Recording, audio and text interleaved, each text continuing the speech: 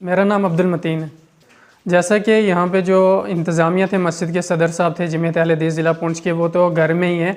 और उन्होंने हमारी जो ज़िम्मेदारी यहाँ पे लगाई थी, हम 2 ही आदमी हैं यहाँ पे, हमने तमाम जो मस्जिद के दरवाज़े थे वो बंद किए हुए हैं। पहले से जमीयत अहले हदीस ने यह हुक्म कर दिया था तमाम मसाजिद में, हुकूमत को देख के इंतज़ामिया ने यह ऐलान कर दिया था कि तमाम मसाजिदों को बंद कर दिया जाए, हजूम ना किया जाए, नमाज जो है वो घरों में अदा की जाए। और इस जुमा के मौका पे भी हमने मस्जिदों को दरवाज़ों को ताला लगाया हुआ है ताकि लोग जो है हजूम ना करें, हुकूमत का भी साथ दें और घरों में रहें। लगता तो यही है कि हुकूमत की तरफ से जो इंतज़ाम किया जा रहा है, लोगों को भीड़ भाड़ या हजूम में इकट्ठा नहीं होने दिया जा रहा, तो लगता है इंशाअल्लाह अल्लाह ताला करेगा कि इसमें मज़ीद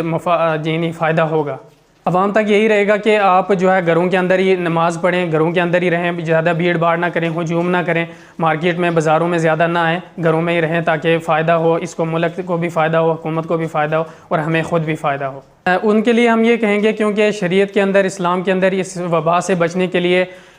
इजाज़त है कि वो घरों के अंदर ही नमाज़ पढ़ सकते हैं, भीड़ भाड़ ना करें, क्योंकि शरीयत के अंदर, हमारे इस्लाम के अंदर इसकी इजाज़त है।